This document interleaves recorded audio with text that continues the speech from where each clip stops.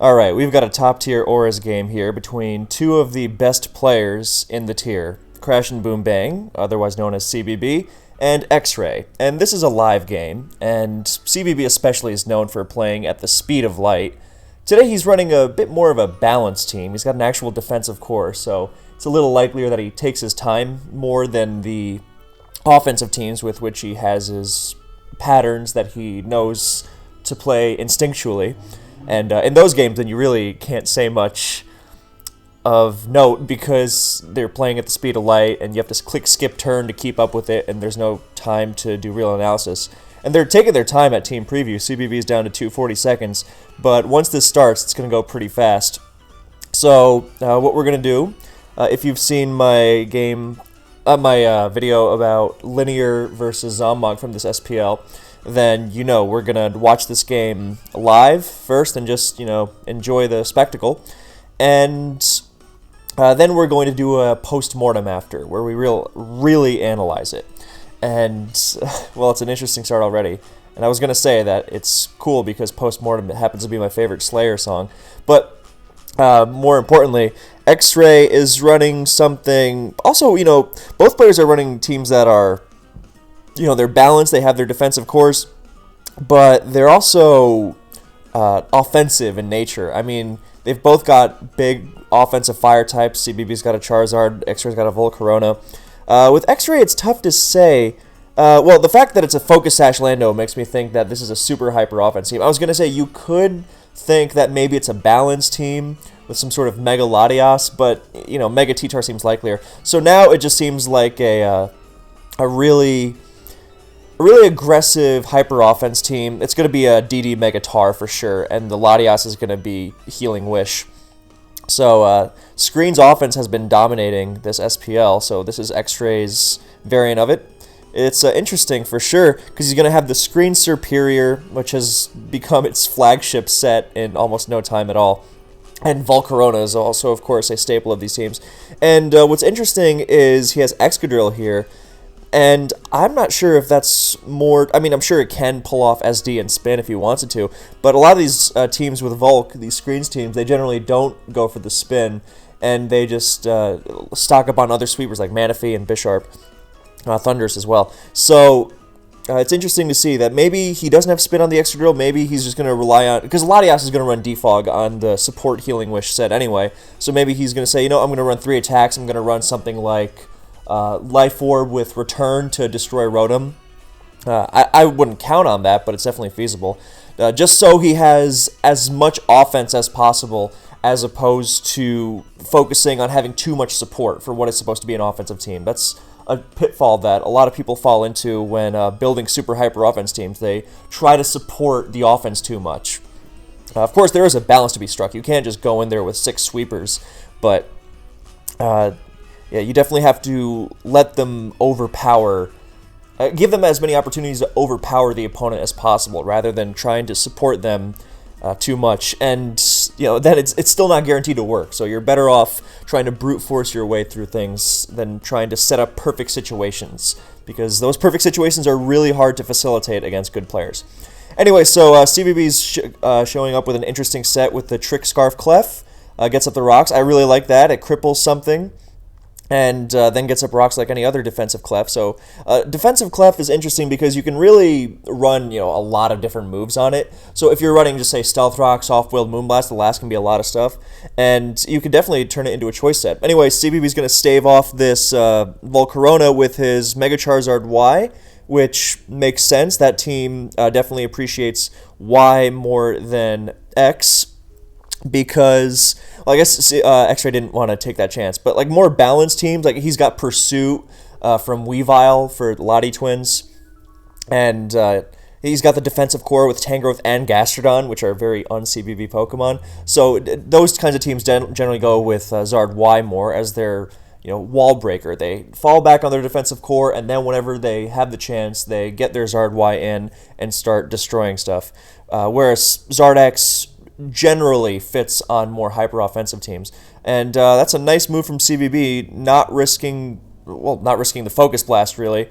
And X-Ray goes to Scarf, and that's a Mold Breaker drill, so it's not going to be living It's not going to be outspeeding. If that was a Sand Rush... that was a Sand Rush drill, that would have been a genius play, but it's Mold Breaker, which is to be expected on a balanced team without sand.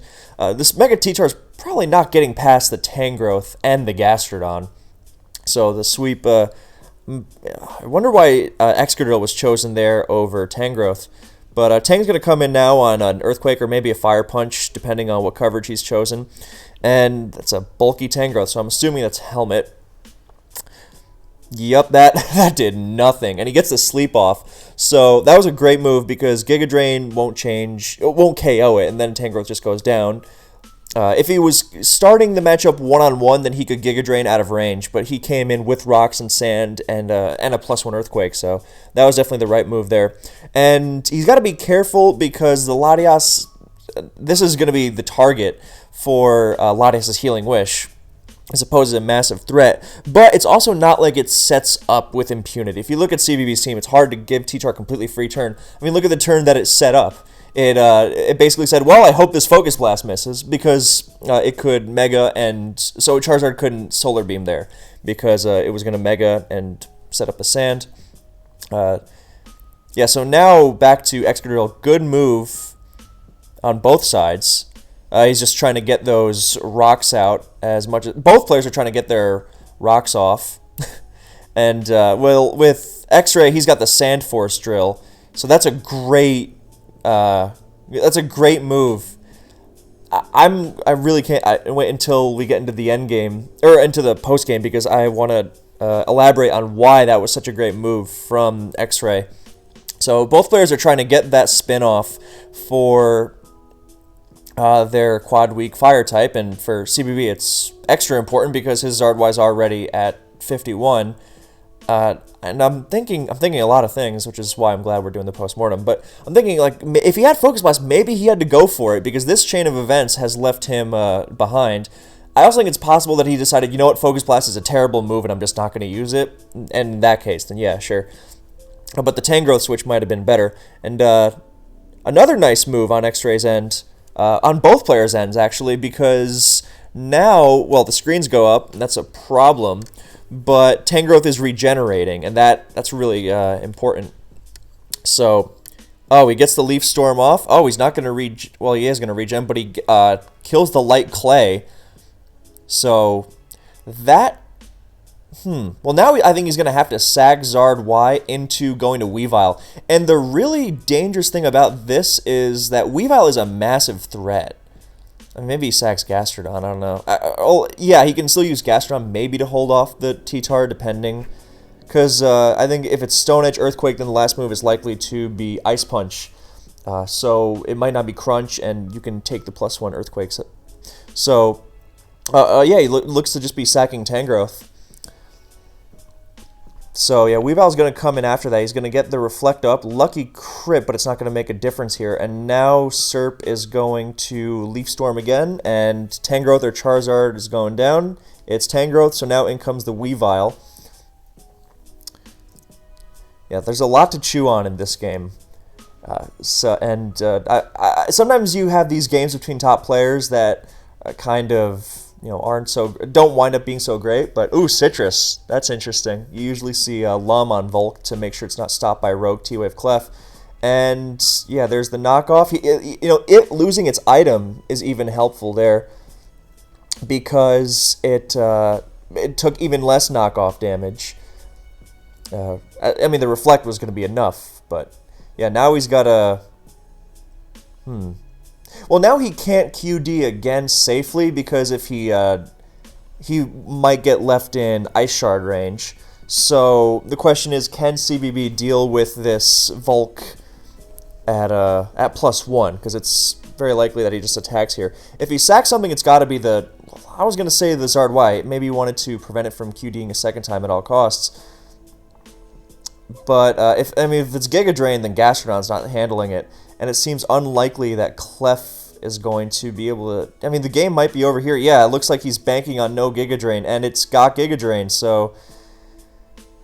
Yeah, that's Volk for you. Sometimes it does this stuff. That was a tough game. But even though it was a very short game, then there's still stuff to chew on. So yeah, Volk, this screen's offense stuff is really taking over the meta, and I mean this time around we got a more. I mean I don't know. I'm gonna say that that Zard definitely should have gone for the Focus Blast if it had it, because otherwise he just fell behind. I mean you can't play too safe, but yeah, all right. So now the game's going to end, and then we're going to open the replay,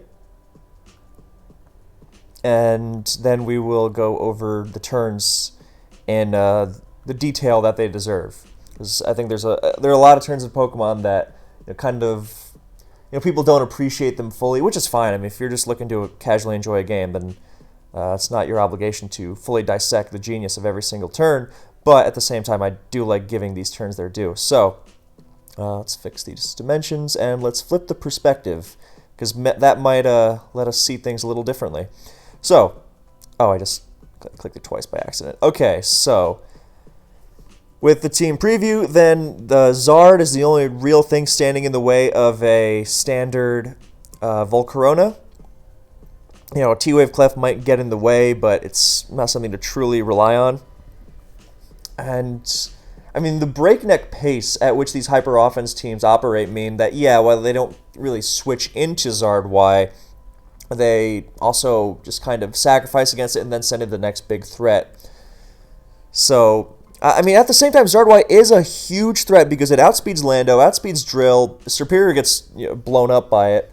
Most it can do is maybe Glare if it's not running Taunt, Screens, Leaf Storm, and then Taunt or Glare. And if it's running Taunt, then it's just dead.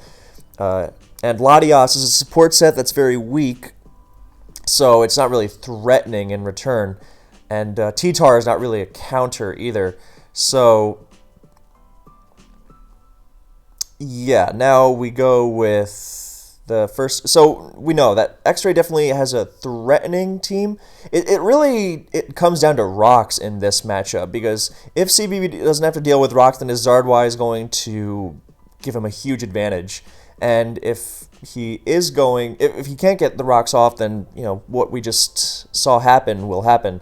So at the beginning when he chased out the Volk, then maybe he was making X-Ray think it was Zard X, because Zard X can be used on balanced teams like this. It's not very common, but and yeah, X-Ray figured better safe than sorry, given that Volcarona is his win path. I mean, the team really goes all in on the Volk. Did we see the Excadrill's item? Let's skip to the end before we get into it. Item exists, so we didn't see it. Actually, wait, no, we saw it attack, didn't we? We didn't even get a chance to say Protect Excadrill is pretty cool for Scarf Lando. I like that.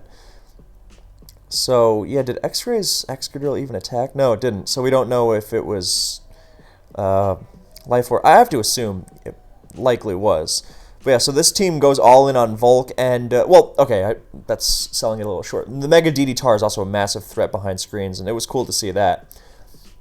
But I want to say that this team has a lot of support. A lot of these screens teams, they just run Imprison Lando for their anti-Stealth Rock support, which is fine, but this has some really cool synergy in that it has that Lando set, but it also has Mega DD-Tar and Excadrill as a result. So Excadrill helps keep other fast stuff in check and spins for Volk and is a threat in its own right, and that comes as a result of running Mega DD-Tar, which is in and of itself one of the team's two main real threats. And I mean, part of the reasons Screen Superior is so good is that Superior with just Leaf Storm is really good. So the synergy is just overflowing and multifaceted, and I really like it.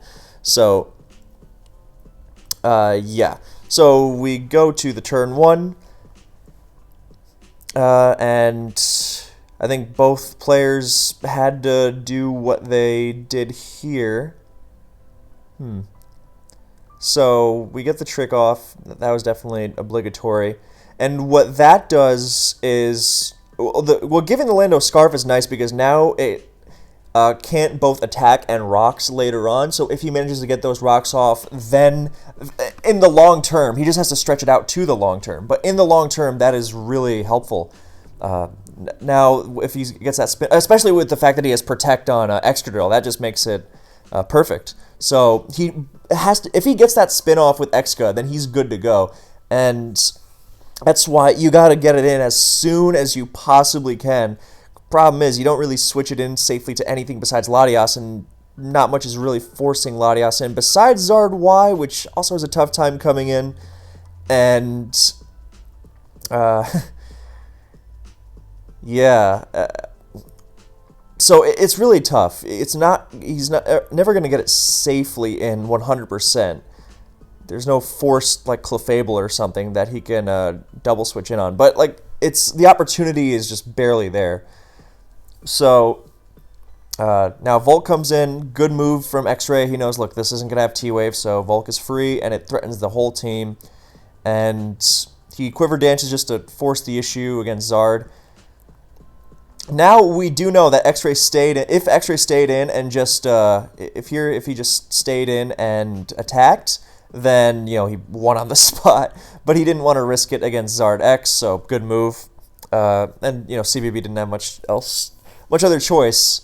So yeah, people are gonna have to be really careful around Volcarona right now. I mean, you should always be careful around Volcarona and ORAS in general. But is my music still playing? Oh, it was just at the end. But now it's with the popularity of screens, it's never been seen more. So anyway, so I'm kind of thinking, you know.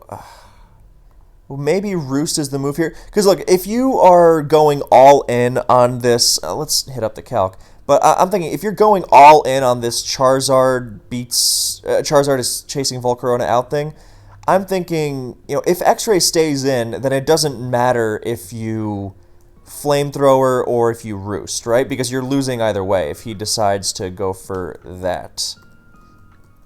Unless, you know, Flamethrower somehow... I mean, I know it's Zard Y, but it's also... Volcarona is also really bulky naturally. So, and he had Flamethrower, right? No, that's not the replay. Yeah, he Flamethrowered the T-Tar? Yeah, it was... Okay, it was Flamethrower. So, Flame against +1 Volk. Let's just assume 0 HP. So, okay, yeah, you're doing 62 tops. And then Volcarona kills literally everything else. And +1 Flamethrower just...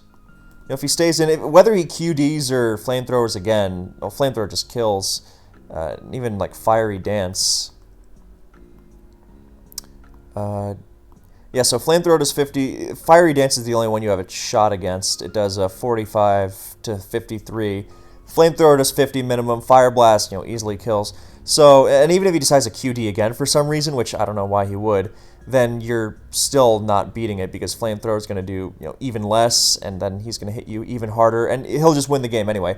So, my thinking is you are banking on this Volcarona switching out 100%, right? So, by that rationale, then you have to Roost.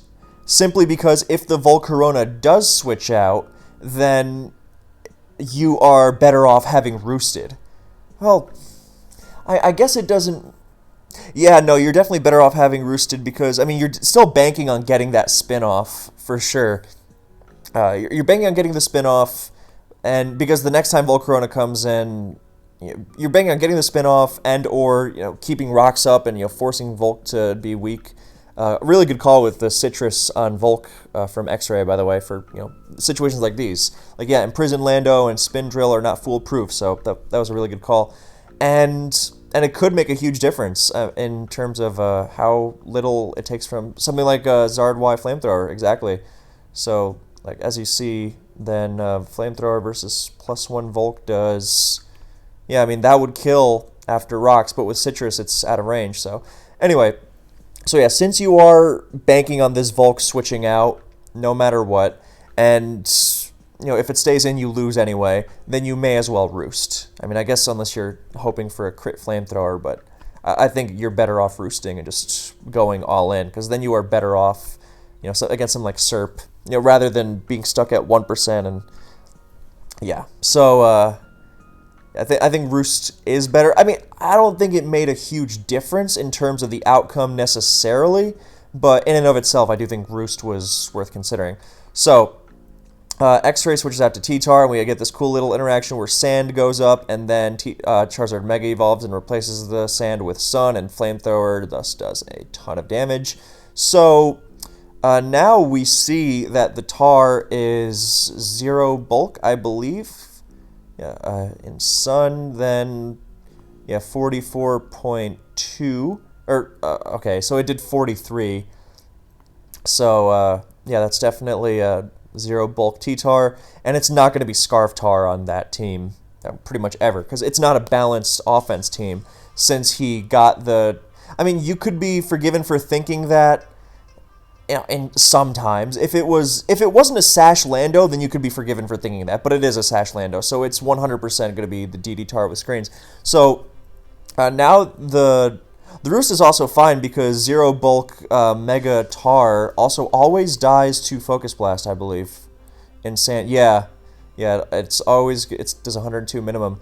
So if you Roost on the Mega Tar coming in, then you just Focus Blast freely, and then Latias comes in, and then you double into. You know what? I understand the CVB switch to Excadrill now.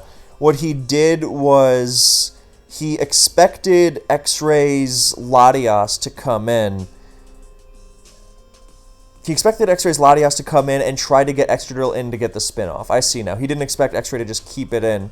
So yeah, it wasn't just X-Ray going, lol, well, guess I'll sack T-Tar here. He's just making sure that X-Ray doesn't come in and get the spin-off, because he recognizes that if he manages to keep that Charizard really low, and then Volcarona will threaten to sweep. So that was a really nice move. You could say that if Latias comes in... This is why these situations are so interesting, even in such short games. You could say that if Latias comes in, you know, what's it going to do besides Healing Wish, which doesn't make a difference, because, I mean, Tangrowth and Gastron are going to be able to hold it off anyway, and Volcarona's going to take rocks anyway. It's not healing anything off. So I don't think the Healing Wish was really a threat there to be considered. So you could say just Focus Blast and, you know, get it in. Because if he doesn't need double switches with Latias, then Volcarona's still dealing with rocks, and then you have that, you know, Excadrill on Excadrill situation, which we'll get to soon. But yeah, that was so you could make an argument, you know, just go for the Focus Blast. You can't mess around, because if he wants to block your spin with Latias, then he can just Healing Wish right there on the spot and then go to Volcarona, and then he might just, well, not necessarily, because, yeah, no, it's tough. It's tough. I think it's generally better to force the Latias in. You can force the Latias in, and then force the Latias in, and, you know, taking out the T-Tar would be, you know, very helpful. You know, even if it gets Sand, if it gets, the thing about T-Tar Mega Evolving and staying in to die to Focus Blast here is, even, it'll still get 6% out of the Charizard, and then it will die to Stealth Rock the next time it comes in. But if at this point, I don't know if that matters, simply because Charizard, you need to spin for Charizard to be useful anyway. At 1%, Charizard does nothing to anything here. So, you know, the 6% almost doesn't matter. I mean, yeah, it'll die to rocks, that sucks. But, you know, honestly, that might even be better, because that gives you a sack against Superior's Leaf Storm. Because if the Charizard comes in at 44 and dies to rocks, then Superior doesn't connect with Leaf Storm and doesn't get +2. And, you know, you might be able to leverage that into a spin with Excadrill. So, maybe it's even better that way. But either way, if you actually want to make use of the Charizard, then you gotta spin no matter what. So the extra 6% I don't think really comes into play here.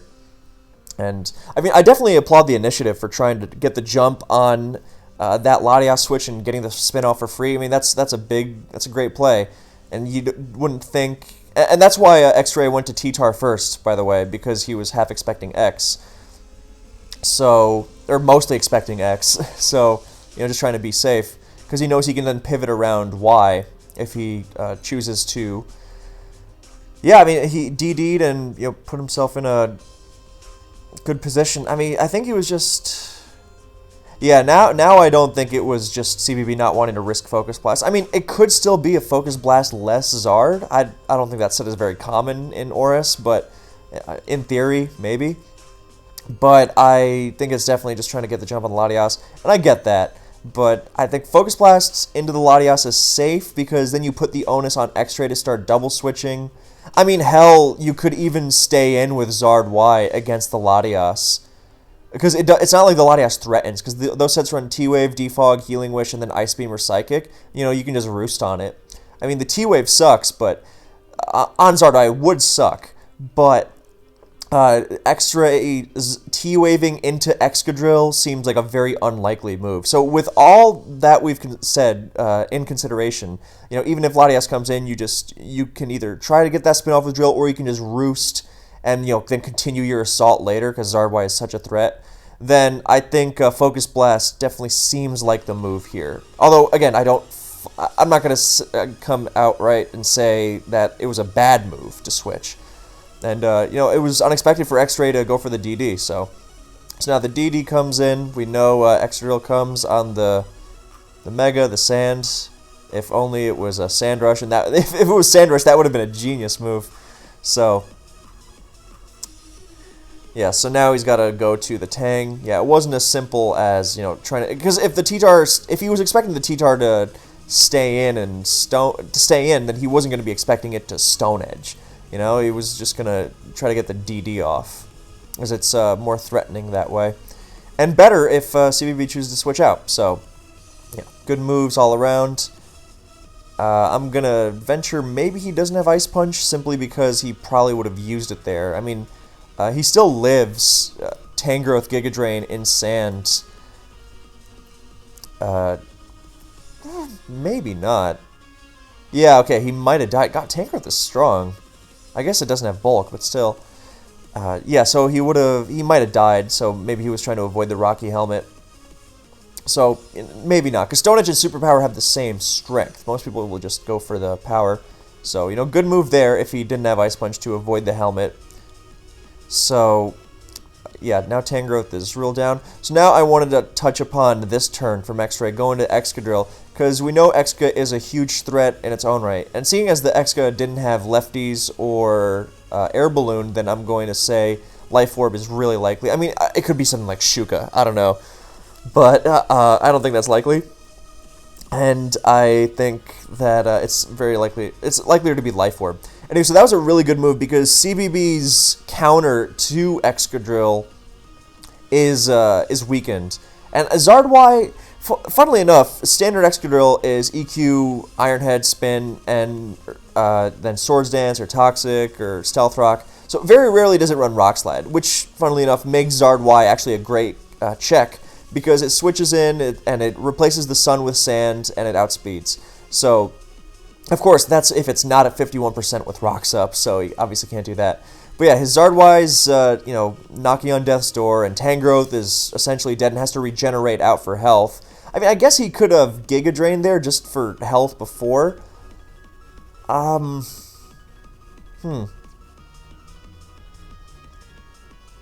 I mean, that might have been a good move. I mean, not that it really makes a difference, because the overall threat is Volcarona. But I don't think Volcarona's coming in directly with... well, no, I guess he... I mean, that's the thing. That's why that Excadrill switch was so good from X-Ray. Because, you know, even if Tangrowth stays in, it's not going to, like, go for Stun Spore, which is the only real disastrous scenario for X-Ray there. So, and it's down, and anything else is a spin, you know, unless he goes to Zard Y, in which case he's really knocking on Death's Door and in a tough spot. So, you know, all the other moves are not ideal to face off against this Life Orb drill. So that was, I mean, even if he goes Zard Y, then he's basically in the same position he was before, but with the Zard Y even weaker. So, yeah, it's, you know, could have been a lot worse. So it was a very, very high reward, very low risk play, and it was very smart of X-Ray to go for it. Now, of course, he also didn't expect this Excadrill to have Protect, and that was, you know, so now he doesn't, after he's gonna want to switch out, because he knows CBB likes his speed. Even Utility Drill tends to run max speed Jolly, so he doesn't want to risk the tie. So, you know, that was a good move. on X-Ray's part because he doesn't have to risk it. And CBB goes back to Tangrowth, and now Serp comes in. And I almost want to say that maybe CBB should have risked it. I don't know. It's tough because he's so behind. As you see now, Excadrill, even if it comes into Earthquake, then he's threatening with Iron Head, because, especially because it's Life Orb. And, what does he do after that? Okay, let's say that X-Ray does stay in an EQ. Now Tangrowth just, I guess he sacks to get in Weavile? Yeah, okay, he sacks to get in Weavile. Okay, sure. But at the same time, he's so behind, I almost want to say you got to get that spin off, otherwise you're never winning the game. And yeah, I mean, this was another great move from X-Ray, because he again decided, look, I gotta take initiative and not let him play his game. So he's just double switching to his big threats and positioning them really well. And now he's in a position to really just wreak havoc, because now he's gonna get those Leaf Storm boosts off. And, look, even just with just Leaf Storm, then Superior is a little bit of a threat as long as you get those rocks up. So, yeah, I mean, this is tough. So that was really nicely done from X-Ray, because now there's very little CBB can do about it. So, I mean, you can't really, again, this is why it's really hard to say, oh, we should have done this definitively. I mean, whatever your opinion is, I don't think there are really any objective horrible misplays here, other than maybe saying, look, CBB's in a real bind here because the matchup is definitely not favoring him, given how horribly destroyed he is by Volcarona, so he has to take those risks. He might have to say, look, it's probably not going to get better than 50%, so I have to go for that spin there. If his extra drill isn't max speed, then okay, I get that, but if it was, then I don't know, it's a tough call. And that Zardwire Roost would have really gone a long way.